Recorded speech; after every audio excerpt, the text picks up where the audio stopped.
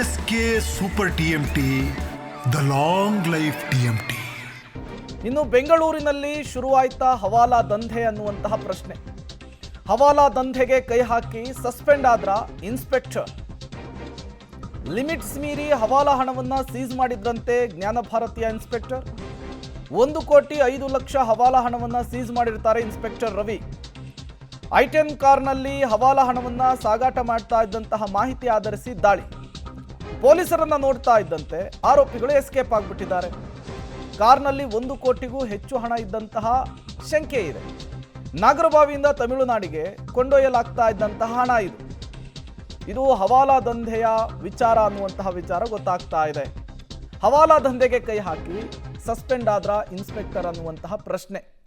Limits ಮೀರಿ ಹವಾಲಾ ಹಣವನ್ನ seize ಮಾಡಿದ್ದಾರೆ ಜ್ಞಾನ ಭಾರತಿ ಇನ್ಸ್ಪೆಕ್ಟರ್. 1,05,00,000 ಹವಾಲಾ ಹಣವನ್ನ ಸೀಸ್ ಮಾಡಿರ್ತಾರೆ ಇನ್ಸ್ಪೆಕ್ಟರ್ ರವಿ. ಐಟೆನ್ ಕಾರ್ನಲ್ಲಿ ಹವಾಲಾ ಹಣವನ್ನ ಸಾಗಾಟ ಮಾಡ್ತಾ ಇದ್ದಂತಹ ಮಾಹಿತಿಯನ್ನು ಆಧರಿಸಿ ಈ ದಾಳಿ ಆಗಿರುವಂಥದ್ದು. ಪೊಲೀಸರನ್ನ ನೋಡ್ತಾ ಇದ್ದಂತೆ ಆರೋಪಿಗಳು ಎಸ್ಕೇಪ್ ಆಗಿದ್ದಾರೆ. ಈಗ ಈ ಹಣದ ಕುರಿತು ಸಹಜವಾಗಿಯೇ ತನಿಖೆಯನ್ನು ನಡೆಸಬೇಕಾಗುತ್ತೆ. ಮತ್ತಷ್ಟು ಡೀಟೇಲ್ಸ್ ಅನ್ನು ಕೊಡೋದಕ್ಕೆ ನಾಗೇಶ್ ನೇರ ಸಂಪರ್ಕದಲ್ಲಿ ಜಾಯಿನ್ ಆಗಿದ್ದಾರೆ. ನಾಗೇಶ್, ಈ ಹಣವನ್ನ ಸಾಗಿಸ್ತಾ ಇದ್ದವ್ರು ಯಾರು?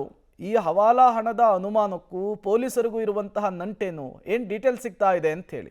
ಪ್ರೇಮ್, ನಿನ್ನೆ ನಗರ ಪೊಲೀಸ್ ಆಯುಕ್ತ ಸೀಮಂತ್ ಕುಮಾರ್ ಅವರು ಜ್ಞಾನ ಭಾರತಿ ಇನ್ಸ್ಪೆಕ್ಟರ್ ಆಗಿದ್ದಂಥ ರವಿ ಅವರನ್ನ ಸಸ್ಪೆಂಡ್ ಮಾಡಿ ಆದೇಶವನ್ನ ಮಾಡ್ತಾರೆ. ಆ ಸಸ್ಪೆಂಡ್ ಯಾಕೆ ಮಾಡಿದ್ರು ಅನ್ನುವಂಥದ್ದನ್ನ ಕೇಳುವಂಥ ಸಂದರ್ಭದಲ್ಲಿ ಕೊಲೆ ಪ್ರಕರಣದ ಕೇಸನ್ನು ಸರಿಯಾಗಿ ತನಿಖೆ ಮಾಡದ ಕಾರಣಕ್ಕಾಗಿ ಅವರನ್ನ ಸಸ್ಪೆಂಡ್ ಮಾಡಿದ್ದೀವಿ ಅನ್ನುವಂಥ ಸಬೂಬನ್ನ ನಗರ ಪೊಲೀಸ್ ಆಯುಕ್ತರು ನೀಡಿದ್ರು. ಆದರೆ ಇವತ್ತು ಒಂದಷ್ಟು ಅದಕ್ಕೆ ಸಂಬಂಧಪಟ್ಟಂಥ ಬೆಳವಣಿಗೆ, ಒಂದಷ್ಟು ಸ್ಫೋಟಕವಾದ ಮಾಹಿತಿಗಳು ಕೂಡ ಹೊರಬರ್ತಿರುವಂಥದ್ದು.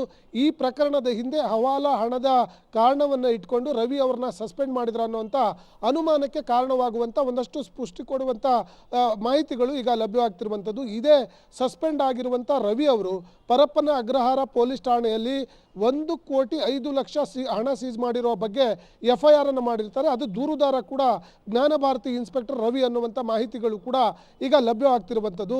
ಈ ಹವಾಲಾ ಹಣವನ್ನು ಸೀಸ್ ಮಾಡುವಂಥ ಸಂದರ್ಭದಲ್ಲಿ ಅದು ವಿಶೇಷವಾಗಿ ಜ್ಞಾನ ಭಾರತಿ ಪೊಲೀಸ್ ಠಾಣೆ ಲಿಮಿಟ್ಸ್ ಮೀರಿ ಹುಳಿಮಾವು ಪೊಲೀಸ್ ಠಾಣೆಗೆ ಹೋಗಿ ಇವರು ಹಣವನ್ನು ಸೀಸ್ ಮಾಡಿರುವಂಥದ್ದು ಬಹಳ ಗಂಭೀರವಾಗಿ ತೆಗೆದುಕೊಂಡಿರುವಂಥ ಪೊಲೀಸರು ಈಗಾಗಲೇ ಈ ಮಾಹಿತಿಯನ್ನು ಪಡೆದುಕೊಂಡಿರುವಂಥ ನಗರ ಪೊಲೀಸ್ ಆಯುಕ್ತರು ಪ್ರಕರಣದ ತನಿಖೆಯನ್ನು ಎಲೆಕ್ಟ್ರಾನಿಕ್ ವಿಭಾಗದ DCPಗೆ ತನಿಖೆ ಮಾಡಲಿಕ್ಕೆ ಸೂಚನೆಯನ್ನು ಕೊಟ್ಟಿದ್ದಾರೆ ಅನ್ನುವಂಥ ಮಾಹಿತಿಗಳು ಕೂಡ ಇರುವಂಥದ್ದು.